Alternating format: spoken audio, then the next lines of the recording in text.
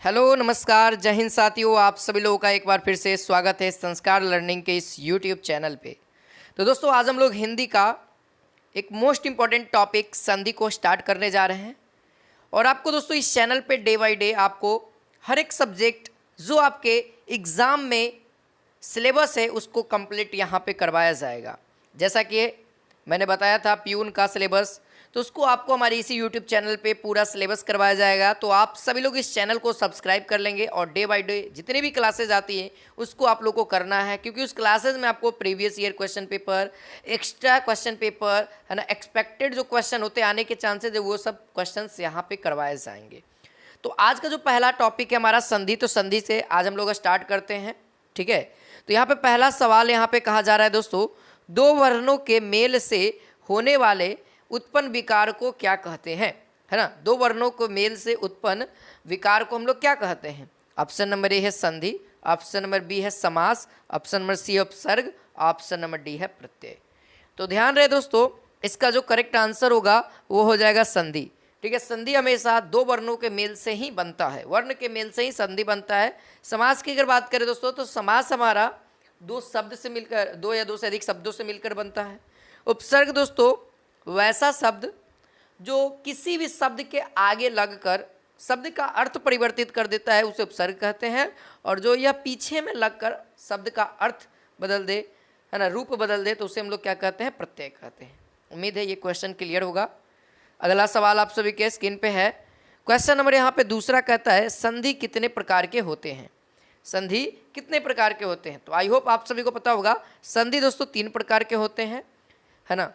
स्वर संधि, व्यंजन संधि, विसर्ग संधि। स्वर संधि के बारे में अगर हम लोग बात करते हैं दोस्तों, तो स्वर संधि आप सभी को पता है 5 प्रकार के होते हैं। कौन कौन होते हैं जरा उनका भी नाम याद कर लिया जाए।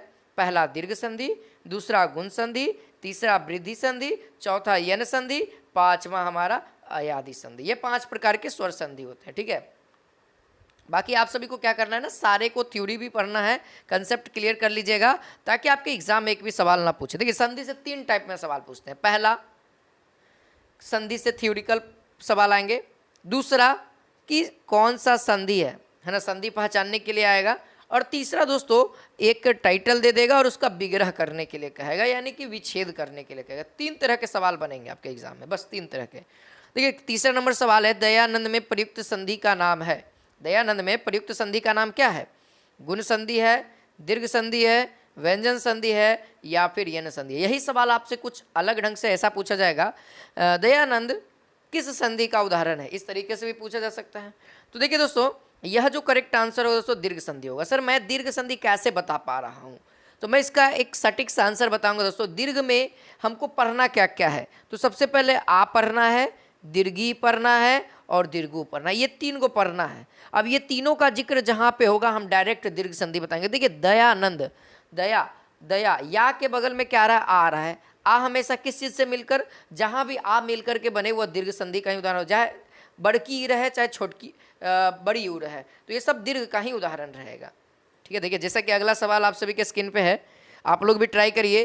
कपीस में प्रयुक्त संधि का नाम है। कपीस में प्रयुक्त संधि का नाम कौन सा है, वृद्धि संधि, दीर्घ संधि, यन संधि, या फिर विसर्ग संधि। उम्मीद है आप सभी को दिख रहा होगा साफ साफ, है ना। कपीस लिखा हुआ है ना, यहाँ पे क्या है दोस्तों, दीर्घी लगा हुआ है। आई होप आप सब लोग समझ गए होंगे, ये दीर्घ संधि का उदाहरण है। साफ साफ क्लियर हो गया, यह दीर्घ संधि का उदाहरण है। ठीक है, अब अगला सवाल देखा जाए दोस्तों, कम समय में हम लोग ज़्यादा से ज़्यादा प्रैक्टिस कर लेंगे। ठीक है, और जो लोग चैनल को सब्सक्राइब नहीं किया चैनल को सब्सक्राइब करेंगे और इस वीडियो को ज़्यादा से ज़्यादा शेयर करेंगे। ठीक है, चलिए यहाँ पे क्वेश्चन नंबर 5 कहता है सदैव किस संधि का उदाहरण है। सदैव किस संधि का उदाहरण है, तो सदैव में देख सकते हैं दोस्तों क्या है, डबल है, यानी अय कहते हैं इसको। इसको क्या कहते हैं, अय। और आप लोगों ने किस संधि में अय को पढ़ा है। अय को हमको पता है दोस्तों, हमने वृद्धि संधि में पढ़ा है। उम्मीद है वृद्धि संधि में आप लोगों ने पढ़ा होगा। वृद्धि संधि किसका प्रकार है, सर स्वर संधि का प्रकार है। उम्मीद है आई होप आप सभी को क्लियर हो रहा होगा, यह विसर्ग संधि का स्वर संधि का उदाहरण है। ठीक है, ओके। अगला सवाल है क्वेश्चन नंबर 6 कहता है इनमें से कौन सा संधि का उदाहरण है। इनमें से कौन सा स्वर संधि का उदाहरण है, संयोग, मनोहर, नमस्कार या पवन। तो इसका जो सही वाला आंसर होगा दोस्तों वह पवन होगा। ये जो पवन है दोस्तों यह किस चीज़ का है, तो स्वर संधि है। स्वर संधि में कौन सा प्रकार का उदाहरण है, तो यह अयादि का है। किसका है, अयादि स्वर संधि का उदाहरण है। ठीक है, अयादि मैंने कैसे पकड़ा दोस्तों, तो यहाँ पे व य, ठीक है, व और य जहाँ पे दिख जाए और उसके पहले वाला जो वर्ण है, जैसे कि व के पहले क्या है, प है, अगर पूरा पूरा वर्ण रहे तो अयादि, अगर आधा वर्ण रहे तो यन। ठीक है, आगे सब चीज़ क्लियर होता चला जाएगा। और बाकी ये जो दिख रहा है दोस्तों ये व्यंजन संधि का, अगर मैं इसका विग्रह करूं तो क्या हो जाएगा, सम जोड़ योग होगा संयोग। ठीक है, सम जोड़ योग संयोग। नमस्कार का क्या हो जाएगा दोस्तों, नमः जोड़ कार हो जाएगा, नमः जोड़ कार हो जाएगा। और इसका क्या हो जाएगा, मनः जोड़ हर, तो क्या हो जाएगा, मनोहर। ये तीनों का मैंने विग्रह कर दिया। आई होप आप सभी के एग्जाम में ये मनोहर वाला बहुत बार पूछा जाता है, तो आपके एग्जाम में भी पूछा जा सकता है, तो इसीलिए ये मनोहर का भी आप लोग ध्यान रखेंगे। विसर्ग का क्या होता है ना, कभी कभी ओ में कन्वर्ट हो जाता है, तो ये कंडीशन होता है सर।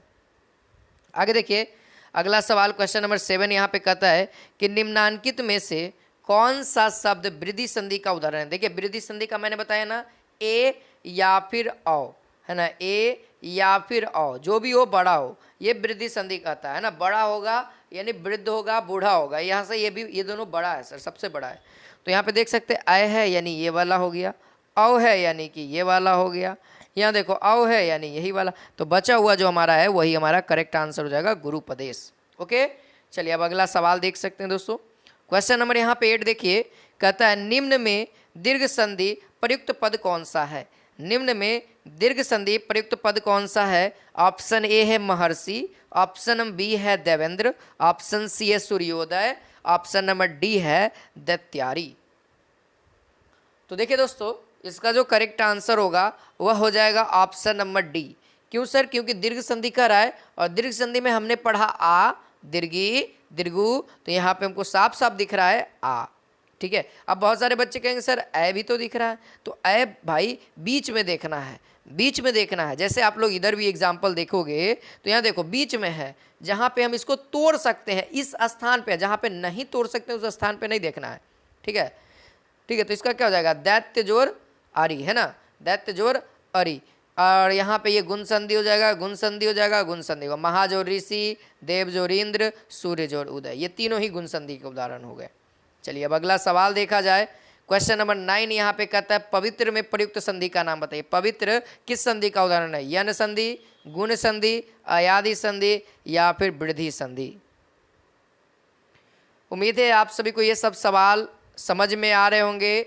और अभी तो सर क्लास स्टार्ट हुआ है हमारे इस चैनल पे, लगातार क्लासेस मिलती रहेंगी और एक से एक कंटेंट मिलेगा जो आपके एग्ज़ाम को क्लियर करने में बहुत ही ज़्यादा सहायता प्रदान करेगी। ठीक है, तो चलिए इसका आंसर हो जाएगा दोस्तों अयादि संधि। मैंने बताया था ना व य आ जाए और उसके पहले वाला जो वर्ण है अगर पूरा रहे तो आप लोग डायरेक्ट अयादि संधि मार देना। ठीक है, अगर उसके पहले अगर आधा आ जाए तो वो हम लोग क्या करेंगे, यन संधि करेंगे। अगला सवाल आप सभी लोग देख सकते हैं, क्वेश्चन नंबर 10, इत्यादि का सही संधि विच्छेद है। इत्यादि का सही संधि विच्छेद क्या होगा, इत जोड़ आदि, इति जोड़ यादि, इत जोड़ आदि, इति जोड़ आदि। देखिए दोस्तों सबसे पहले यह किस संधि का उदाहरण है पहले आप लोग पता कर लीजिए। आई होप आप सभी को पता लग गया होगा, यह है, यह दो गो में होता है, एक अयादि एक यन में। अब यन होगा कि अयादि होगा तो इसके बाद वाला वर्ण, सॉरी इसके पहले वाला वर्ण बताएगा। तो देखिए यहाँ पे इसके पहले वाला वर्ण को आप लोग समझिए, तो यहाँ पे देखिए यह के पहले क्या था, त था, लेकिन यहाँ पे क्या आधा त है, तो यानी कह सकते हैं यह यन संधि का उदाहरण है, यह यन संधि का उदाहरण है। समझ में आ रहा है, ये जो है यह यन संधि का उदाहरण है। और यन संधि में हमने क्या पढ़ा है, या के लिए ए प्लस, है ना, सॉरी हाँ क्या हो जाएगा, ई प्लस, है ना, ई प्लस क्या हो जाएगा, आ हो जाएगा, तब ना या होगा, ई प्लस आ तब ना या बनेगा। आप लोग यन संधि का पेपर खोलिएगा जहाँ पे लिखा हुआ यन संधि के बारे में, तो यहाँ पे आंसर हमारा ऑप्शन नंबर डी होगा। या नहीं होगा, अगर या होता है तो गलत हो जाता है। ठीक है, ई और अ मिलके या बनाता है। ठीक है, एक बात याद रखिएगा, ये चीज़ याद रहेगी तभी आपसे सवाल वहाँ पे टच होंगे। क्वेश्चन नंबर 11 कहता है निरर्थक शब्द का सही संधि विच्छेद है।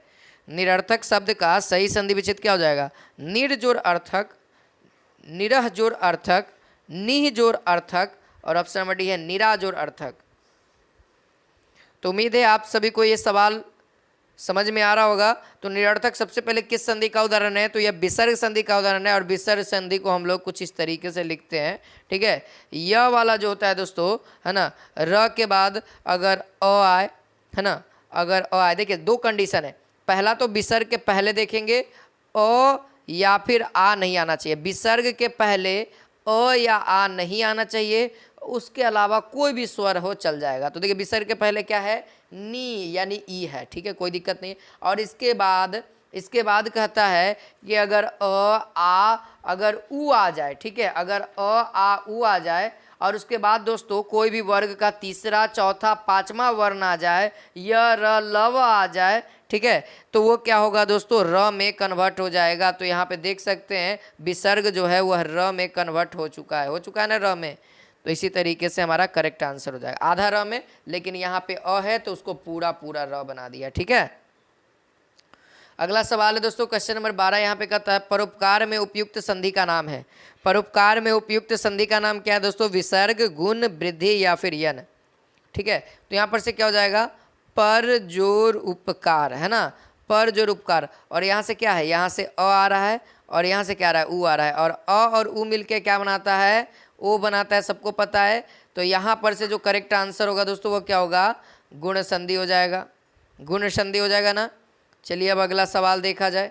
क्वेश्चन नंबर यहाँ पे 13 कहता है दोस्तों सन्मति का सही उदाहरण क्या है, सन्मति का सही संधि विच्छेद क्या है, जल्दी से कमेंट करके आंसर बताएंगे। हाँ जी, तो यहाँ पे सन्मति का क्या हो जाएगा दोस्तों, सम जोर मति करेंगे तो इसका सही संधि विच्छेद होगा ऑप्शन नंबर ए मैच कर रहा है, ठीक है।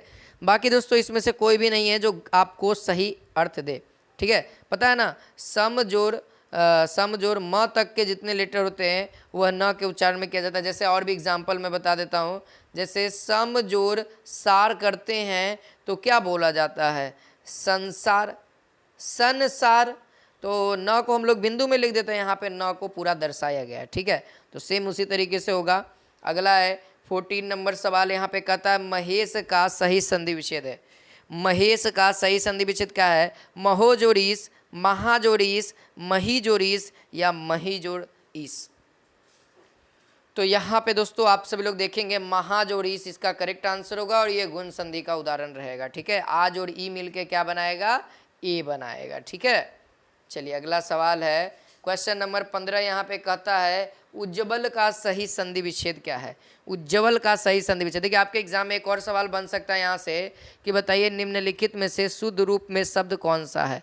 तो उज्ज्वल जो है दोस्तों वो कुछ इस ढंग से लिखा जाता है, बहुत सारे कॉम्पिटिटिव एग्जाम में इसको बहुत बार पूछा गया है ये सवाल, तो ध्यान रहे, हो सके आपके एग्जाम में भी रिपीट करे, ठीक है। तो ध्यान रखिएगा दोस्तों, इसका जो आंसर हो जाएगा उत जोड़ ज्वल, यहाँ पे ऑप्शन नंबर बी होगा, दोनों टाइम में आधा ज होगा, ठीक है।